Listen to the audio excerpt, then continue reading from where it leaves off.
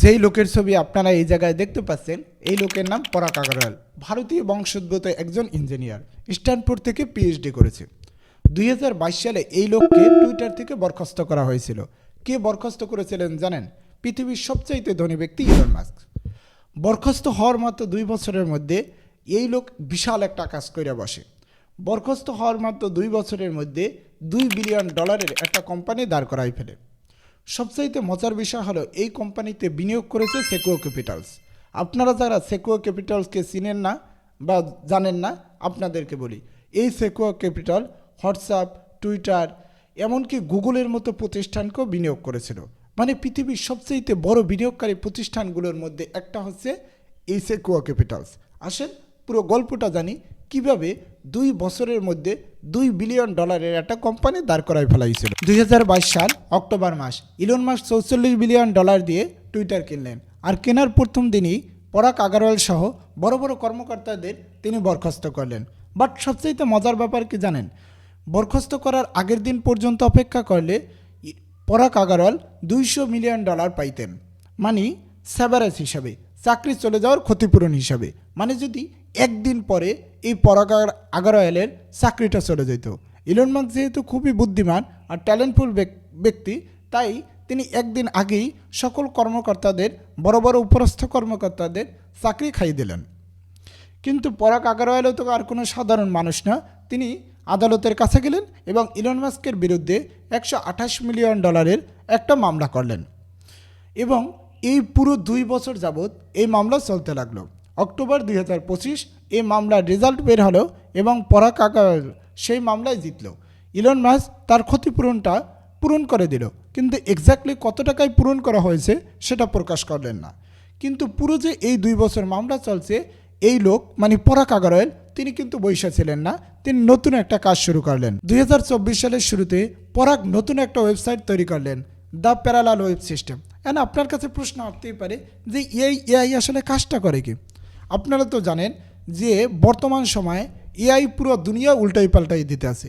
কোলার, Gemini, ChatGPT, এই এআইকে যে কোনো প্রশ্ন করলেই সেই প্রশ্নের উত্তর দিতে পারে। এখন প্রশ্ন আসে, এই উত্তরগুলো কি আসলেই 100% সঠিক? উত্তর না। যেহেতু এআইগুলো ইন্টারনেটে সরাসরি কাজ করতে পারে না, যেই ওয়েবসাইটগুলো তিনি ভিজিট করতে পারে সেই ওয়েবসাইটের উপর ভিত্তি করেই আপনাকে একটা তথ্য দেয়। ধরেন আপনি একজন উকিল, আপনি এআইকে বললেন যে আইনের জন্য নতুন একটা তথ্য আইনে দাও। এআই কী করলো, সে ওয়েবসাইটের ভিতরে যেই ওয়েবসাইটগুলো সে দেখতে পারলো সেই ওয়েবসাইটের উপর ভিত্তি করে আপনারে তথ্য দিল। যেহেতু সে সব ওয়েবসাইটগুলো ভিজিটও করতে পারে নাই, তাই সঠিক তথ্য দেবে না, এটাই তো ঠিক। আর এই সমস্যাটারই সমাধান করছেন এই ব্যক্তি। তিনি এমন একটা সিস্টেম তৈরি করেছেন যে এটা শুধু এআই, এই সিস্টেমের ভিতরে এআই ইন্টারনেট সিস্টেম, মানে এটা শুধুই এআইয়ের জন্য। সঠিক তথ্য যেহেতু এআই পুরো এখন জিনিসটা ভিজিট করতে পারবে, তাই সে এখন আগের থেকে তুলনায় অনেক বেশি সঠিক তথ্য দিতে পারবে। মানে এই পুরো ইন্টারনেট সিস্টেমটাই হবে এআইয়ের জন্য। কোম্পানি বানানোর পর থেকেই বিনিয়োগকারীরা তার কাছে আসতে থাকে। প্রথম 2025 সালের নভেম্বর মাসে $100 মিলিয়ন তিনি একটা ফান্ডিং পায়। এর ঠিক 5 মাস পরে মানে 2026 সালের এপ্রিল মাসে আবারও তিনি $100 মিলিয়ন একটা রেভিনিউ পায়, মানে একটা ফান্ডিং পায়। এই ফান্ডিংটা করছে সেকুয়া ক্যাপিটালস। সেকুয়া ক্যাপিটালের কথা শুরুতেই বললাম যে এরা হোয়াটসঅ্যাপ এবং হোয়াটসঅ্যাপের মতো প্রতিষ্ঠানকেও, গুগল, অ্যাপেলের মতো প্রতিষ্ঠানকেও ওই সময় শুরুর দিকে ফান্ডিং দিয়েছিল।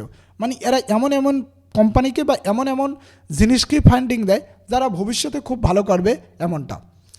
বর্তমানে তাদের এই যে কোম্পানিটা আছে প্যারালাল ওয়েব সিস্টেম, এটাই প্রায় 1 লাখেরও বেশি ডেভেলপারেরা ব্যবহার করতে আছে।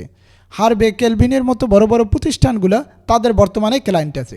বাট সবচাইতে মজার ব্যাপার হলো এই কোম্পানি এখন পর্যন্ত একটা টাকাও রেভিনিউ জেনারেট করতে পারে নাই, কিন্তু $2 বিলিয়ন ভ্যালুয়েশন আছে। মানে $2 বিলিয়ন এর মূল্য কল্পনা করা হয়। এটা আসলে কিভাবে সম্ভব? একটা জিনিস আপনাকে মাথায় রাখতে হবে যে সিলিকন ভ্যালিতে বিনিয়োগকারীরা কখনো আজকের দিনের কথা চিন্তা কইরা তারা ইনভেস্টমেন্টগুলো অথবা ফান্ডিংগুলো দেয় না। যেহেতু এআই ভবিষ্যতে খুব ভালো করবে, আর এই যে পরাগের তৈরি করা যে পুরো কোম্পানিটা প্যারালাল ওয়েব সিস্টেম, এটা যে ইন্টারনেটের দুনিয়ার জন্য অথবা এআইয়ের জন্য কতটা গুরুত্বপূর্ণ সেটা তারা খুব ভালো করে টের পাচ্ছে বা বুঝতে পারছে। তার কারণেই এত ইনভেস্টমেন্ট পাইছে এই কোম্পানিটা। তবে সবচাইতে মজার বিষয় বা সবচাইতে পুরো গল্প থেকে যে জিনিসটা শিক্ষণীয়, যে একটা প্রতিভাবান মানুষকে আপনি ছোট করতে পারবেন, থামাতে কখনোই পারবেন না।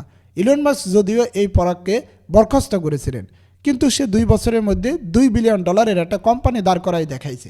মানে আমরা অনেক সময় খুব বড় কিছু থেকে যখন ছিটকা পড়ি তখন কিন্তু হতাশাগ্রস্ত হয়ে যাই। আর এখানেই বড় বড় ব্যক্তিদের থেকে আমাদের পার্থক্যটা। এই পুরো গল্প থেকে শেখারই একটা জিনিস যে আপনি যদি সত্যিই যোগ্য হন, আপনি যদি সত্যিই পারেন, কাজটা ওনারে করাই দেখেন, যে না আমি প্রমাণ করাই দেখেন। সবশেষ মোরাল অফ দ্য হিস্টোরি একটাই, যারা শিক্ষিত, যারা স্মার্ট, যারা যথেষ্ট বুদ্ধিমান, তাদেরকে আপনি ছোট করতে পারবেন কিন্তু থামাই রাখতে পারবেন না। দেখা হবে পরের কোনো ভিডিওতে, সেই পর্যন্ত ভালো থাকুন।